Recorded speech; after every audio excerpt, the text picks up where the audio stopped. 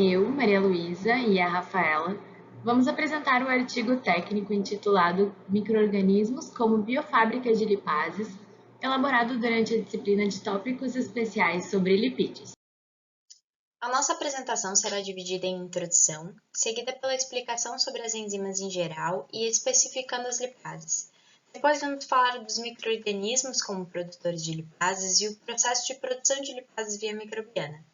Finalizaremos falando das aplicações, limitações, tendências e aspectos regulatórios. Introduzindo o assunto, a tecnologia enzimática é um dos campos mais promissores dentro das tecnologias para a síntese de compostos de alto valor agregado, e elas são aplicadas como catalisadores em processos industriais.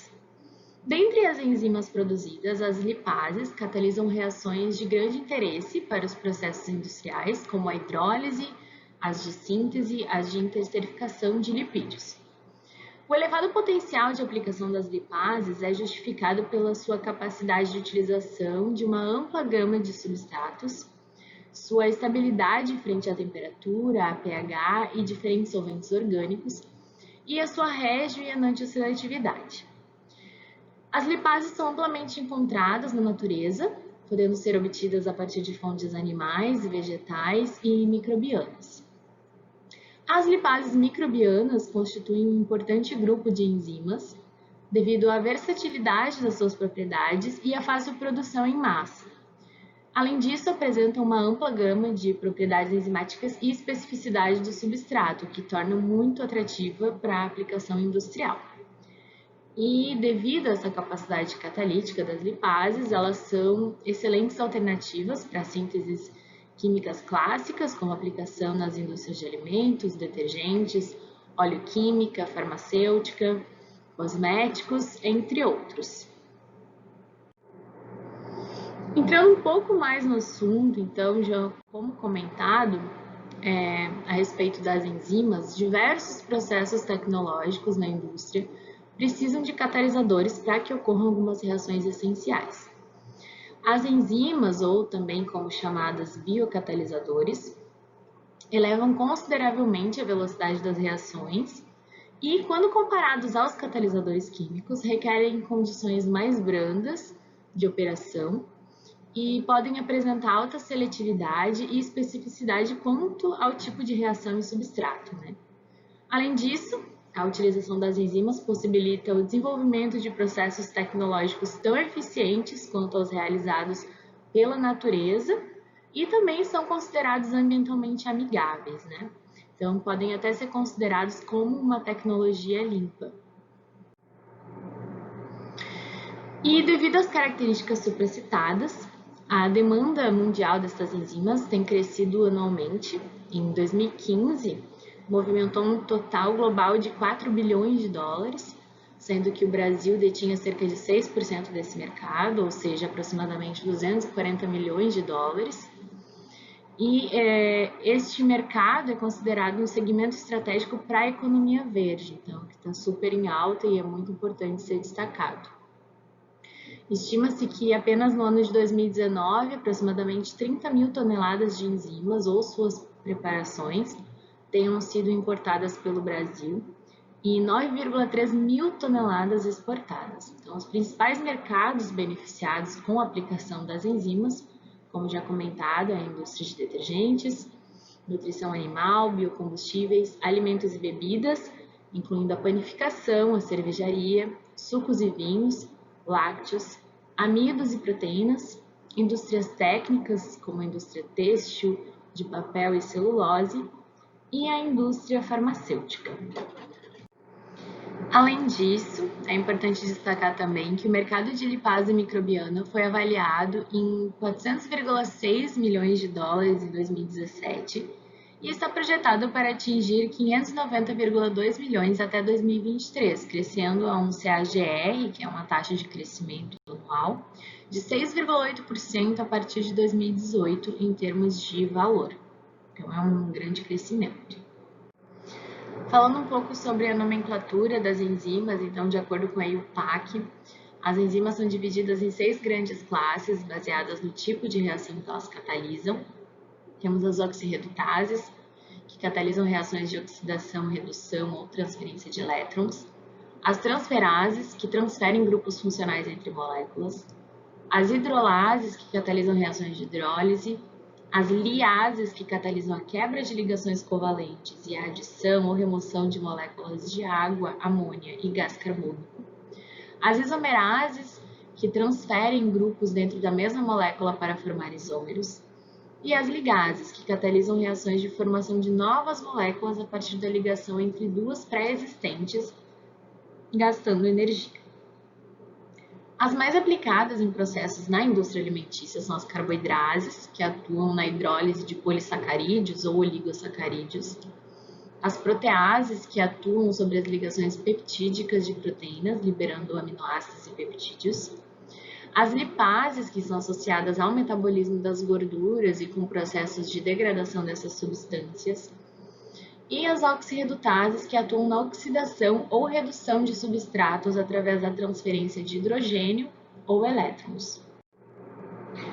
As lipases são largamente distribuídas na natureza, possuem um papel fundamental no metabolismo de lipídios nos seres vivos, atuando como enzimas digestivas nos tecidos de reserva energética e no metabolismo intracelular, nas membranas.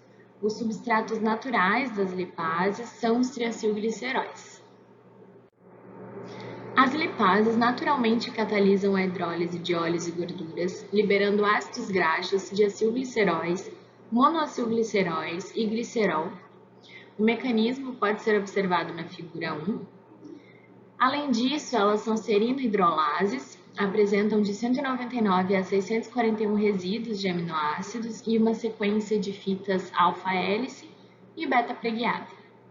Além disso, são solúveis em água, mas catalisam reações que envolvem substratos lipofílicos. Ainda podem catalisar reações de hidrólise, alcoólise, acidólise, lactonização, amilose, esterificação, interesterificação e transesterificação.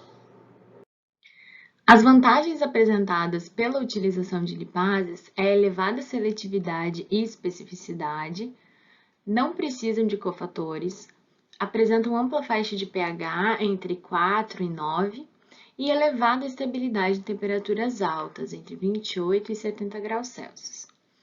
É importante destacar que tais propriedades variam de acordo com a origem e a forma de obtenção dessa lipase. Tais características tornam as lipases amplamente aplicáveis em processos industriais e também facilitam o processo de reutilização. A respeito da origem das lipases, elas podem ser de origem vegetal, obtidas a partir de sementes oleaginosas, por exemplo, podem ser de origem animal, como a pancreática, ou de origem microbiana. As mais utilizadas são as enzimas de origem microbiana. Nessa apresentação, nós vamos detalhar essa fonte das lipases. Agora vamos falar um pouco sobre a fonte microbiana para a produção de lipases. Então, por que lipases de origem microbiana? O primeiro ponto é que, além da alta concentração de enzimas, os micro-organismos apresentam altas velocidades de crescimento específico e baixo tempo de processamento, o que oferece uma maior produtividade quando comparamos a plantas e animais. Outra característica é a demanda nutricional simples, permitindo uma redução do custo de produção, como, por exemplo, o uso de resíduos agroindustriais como substrato no processo de fermentação. Os principais micro-organismos utilizados na produção de enzimas são leveduras, bactérias e fungos filamentosos. Por serem organismos mais simples, é fácil a manipulação genética deles. E esse é outro ponto favorável para a sua utilização. Dessa forma, mesmo que um organismo não apresente características como alta velocidade de crescimento, é possível expressar o gene responsável pela síntese da enzima de interesse em outro micro-organismo. Essa técnica de engenharia genética tem sido amplamente utilizada para expressar genes de extremófilos em organismos mesófilos. E onde encontrar esses micro-organismos? É comum procurar micro-organismos extremófilos para a produção de enzimas. Grande parte deles encontra-se em ambientes inóspitos, como lagos salinos, geleiras e vulcões. E é por sobreviverem nesses ambientes inóspitos, com temperaturas e pHs extremos, alta pressão e salinidade, que esses micro-organismos são mais propensos a produzir enzimas estáveis a esses ambientes. Essas características são muito importantes quando pensamos nas condições de processo a que os biocatalisadores são submetidos na indústria. Mesmo apresentando propriedades tecnologicamente interessantes, as enzimas podem ter suas características de estabilidade, seletividade e especificidade melhoradas, visando a otimização do processo. Dessa forma, diversas estratégias têm sido desenvolvidas para ampliar o escopo da aplicação, melhorar a capacidade de catalítica e a razão custo-benefício desses biocatalisadores na indústria. Alguns autores classificam as ferramentas de aprimoramento de enzimas nesses 4 grandes grupos: engenharia genética, engenharia de proteínas, imobilização e bioinformática. A gente vai falar um pouquinho sobre eles. As técnicas de screening dentro da engenharia genética auxiliam na identificação de micro-organismos extremófilos, difíceis ou impossíveis de cultivar em laboratório. Depois de isolar os genes que expressam a função desejada, eles são amplificados através de técnicas genômicas e expressados em micro-organismos mesófilos, que vão ser utilizados para realizar a síntese da enzima. Alguns exemplos de aplicação: a quimiosina bovina, que foi a primeira enzima recombinante aprovada pelo FDA, a alfa-amilase modificada geneticamente, que apresenta uma melhor estabilidade ao calor, e o gene da fosfolipase A1, do micro-organismo Fusarium venenatum, que foi expresso em Aspergillus oryzae para superproduzir a enzima, que é usada na fabricação de queijo. A engenharia de proteínas tem como base as técnicas de design racional e evolução direcionada. A mutagênese sítio-dirigida é o pilar do design racional, operando como mutações pontuais. A partir da reação, é possível substituir qualquer um dos aminoácidos padrão por um aminoácido específico no local direcionado. Contudo, essa estratégia exige informações prévias, como a estrutura tridimensional da enzima, a sequência de aminoácidos e as funções das proteínas-alvo. Já a evolução direcionada não demanda essas informações prévias. A estratégia utiliza a mutagênese aleatória através de PCR propenso a erros, DNA shuffling ou mediação química. São realizados vários ciclos de mutação para produzir multivariantes com diversidade genética e então são aplicados métodos de seleção do mutante-alvo com as propriedades melhoradas, o que acaba sendo a etapa mais custosa dessa abordagem. As técnicas de imobilização podem oferecer diversas vantagens, como a fácil reutilização da enzima, melhora da estabilidade térmica, operacional e de armazenamento, minimização da inibição por substrato e simplificação dos processos de separação e purificação do produto. Entretanto, a depender da técnica e da enzima imobilizada, é possível ocorrer perda da atividade catalítica. Este problema pode ocorrer por causa da associação química ou impedimento estérico do sítio ativo da enzima. Outras limitações que podem surgir são a redução da transferência de massa e a lixiviação da enzima devido ao estresse químico ou mecânico da reação. Sobre os tipos mais convencionais de imobilização, temos a adsorção, que costuma ser mais recomendada que as imobilizações químicas por ser mais facilmente removida. A encapsulação, que utiliza um polímero orgânico ou um solgel, como alginato e gelatina, e forma uma rede polimérica que opera como uma microcápsula. Os métodos químicos de imobilização, que podem ocorrer entre o suporte à enzima, no caso de ligações covalentes, ou na ausência do suporte, chamada imobilização por cross-linking, gerando reticulados enzimáticos que podem formar agregados, cristais ou soluções. A partir das informações presentes nos bancos de dados como ExploreLens, Brenda e Uniport, análises computacionais sofisticadas podem ser realizadas em tempo mínimo graças à bioinformática. É muito importante que existam esses bancos de dados de domínio público, pois isso facilita e agiliza o desenvolvimento de novos biocatalisadores. Visto que um grande volume de dados precisa ser analisado, abordagens como Machine Learning são comuns para realizar essa curadoria. E, por fim, o design de enzimas, que utiliza ferramentas de simulação para redesenhar enzimas com base na atividade, especificidade e estabilidade requeridas. As principais aplicações dessas abordagens são através do método de novo, em que novas proteínas podem ser construídas e a interpretação da sua catálise feita com ferramentas de bioinformática. Agora, vamos falar um pouco do processo de produção das lipases por via microbiana. O O processo depende muito do nível de produção e do tipo de aplicação, que costumam estar relacionados. Grandes produções não costumam demandar altos índices de pureza, enquanto aplicações mais finas necessitam de mais pureza em menor quantidade. Outro ponto fundamental é se o micro-organismo excreta a enzima extracelular ou se a enzima está ligada às células. Isso vai determinar as etapas de downstream do processo. Avaliar qual será a formulação final é importante também. Enzimas que serão imobilizadas, por exemplo, pode compensar investir num nível mais alto de purificação. Esse processo de produção pode ser dividido em 4 etapas. A síntese da enzima, que é a etapa de fermentação em que o micro-organismo se propaga e sintetiza a enzima. A recuperação enzimática, envolvendo separação sólido-líquido e concentração do meio de cultura ou ruptura celular. A purificação, que consiste em uma ou mais operações com o objetivo de remover contaminantes indesejados. E a formulação do produto, incluindo operações de polimento final, estabilização e padronização. A fermentação em estado sólido é possível, mas nem sempre é viável. As fermentações submersas são mais utilizadas, visto que a produtividade costuma ser maior. A fermentação submersa pode ser conduzida em batelada, batelada alimentada ou operação contínua. A batelada alimentada é particularmente atraente para a produção de enzimas porque permite o controle das respostas metabólicas das células produtoras e a operação é relativamente simples, sem tempos longos de operação como os processos contínuos. A atividade específica das cepas produtoras é muito importante, pois afeta diretamente a produtividade e o custo da fermentação. Portanto, todo cuidado deve ser tomado para otimizar esses parâmetros. É possível fazer isso por ambas as manipulações ambientais, design do meio de fermentação, otimização de temperatura e pH, taxas de aeração e agitação, e manipulação genética, como as já citadas. No entanto, as condições ótimas de crescimento nem sempre correspondem às ótimas para a síntese enzimática. Esse é um parâmetro que deve ser ajustado de forma fina, em termos de produção de enzima. Após fermentado, o meio passa por um processo de separação sólido-líquido, normalmente uma filtração ou centrifugação.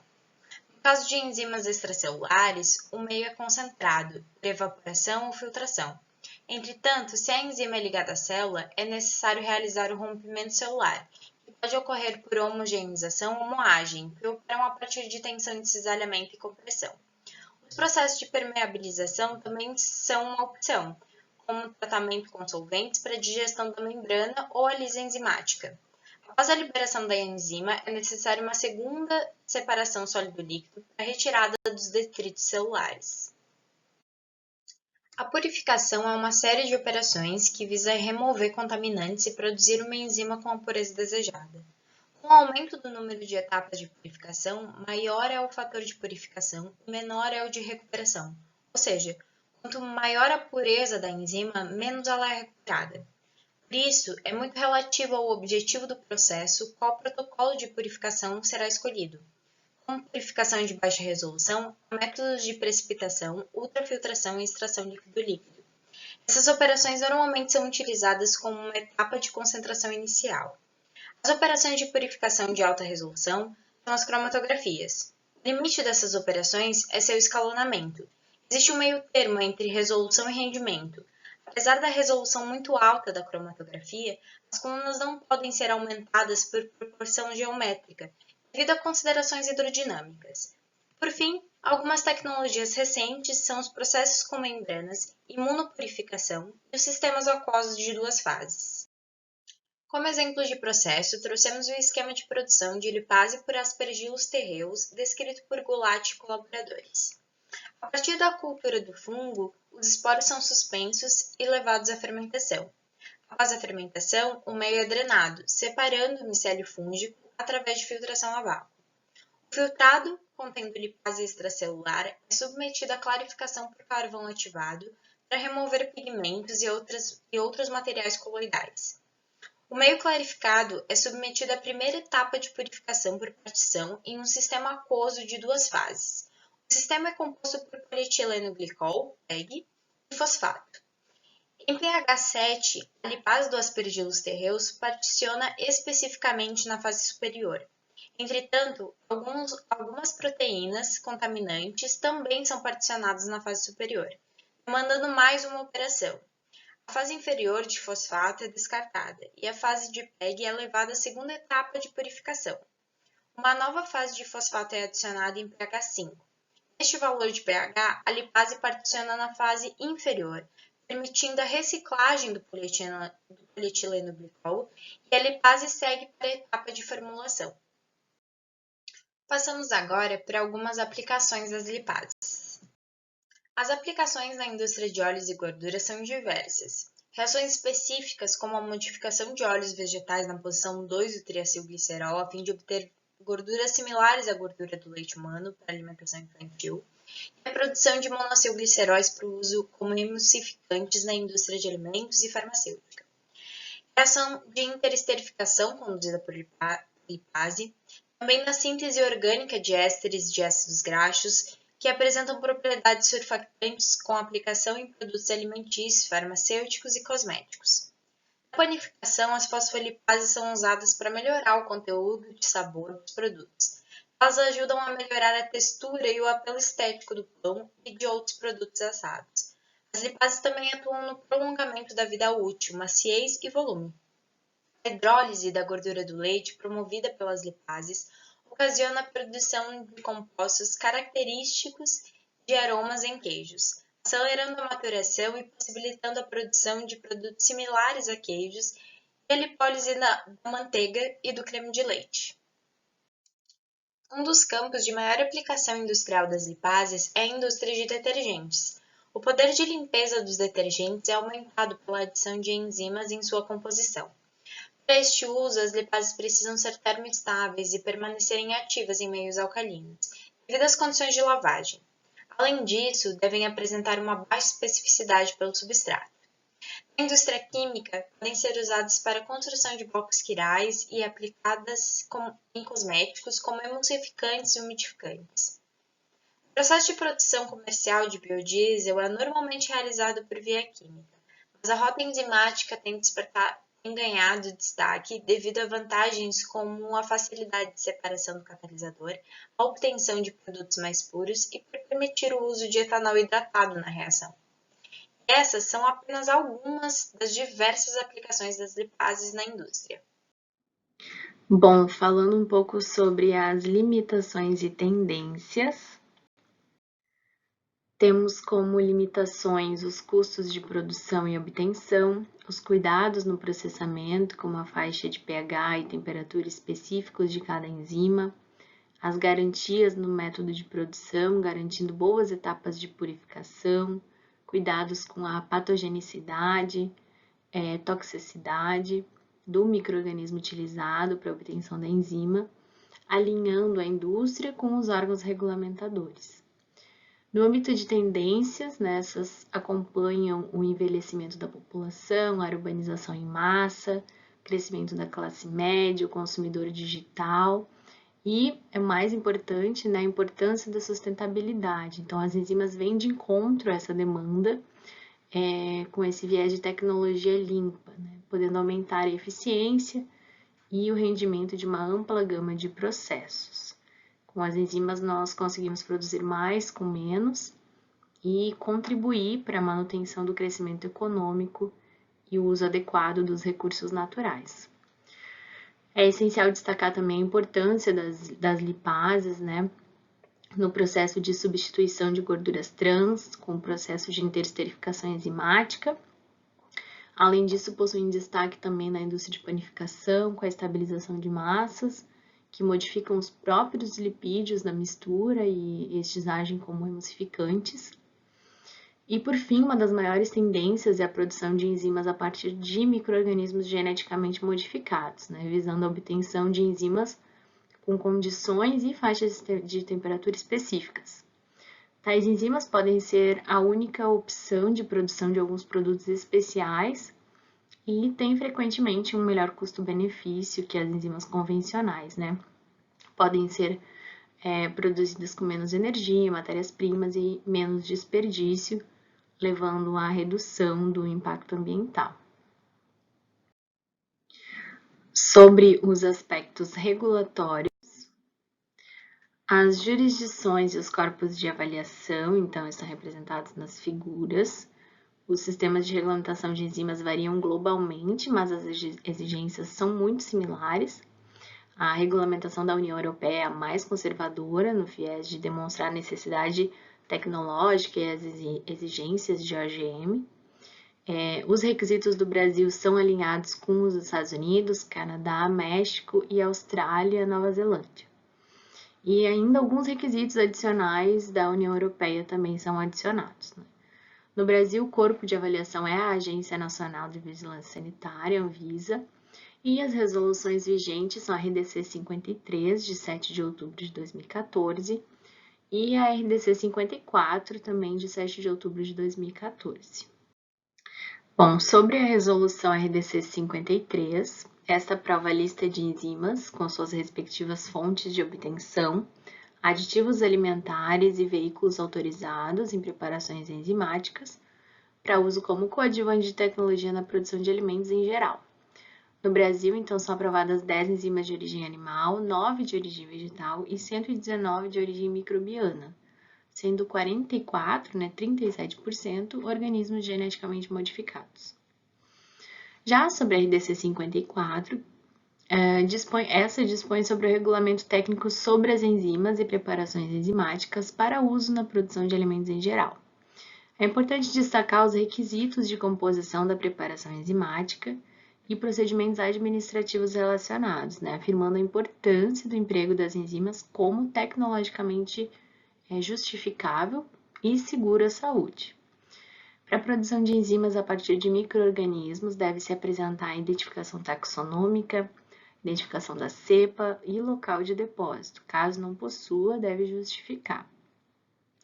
Além disso, deve ser feita a identificação do grupo ou classe de risco com as respectivas referências, histórico de uso seguro, dados de estudos de estabilidade da cepa e descrição detalhada do processo de produção e dos controles de qualidade utilizados, a patogenicidade, toxigenicidade, dados de resistência microbiana. Para micro-organismos geneticamente modificados, deve-se adicionalmente apresentar dados de resistência microbiana, identificação dos antibióticos para os quais eventuais marcadores de resistência tenham sido utilizados, descrição da modificação genética, incluindo a caracterização do DNA introduzido e o método de integração do DNA recombinante ao cromossomo. Dados sobre eventuais toxinas e outros metabólitos não seguros sintetizados em decorrência da modificação e uma documentação que comprove que a enzima foi purificada de forma a não conter o micro-organismo nem traços do seu material genético recombinante. Tais exigências podem tornar o processo mais complexo, até mesmo dificultando o processo de liberação da obtenção da enzima, principalmente quando se tratar dos OGMs. Essas são as referências que utilizamos nessa apresentação.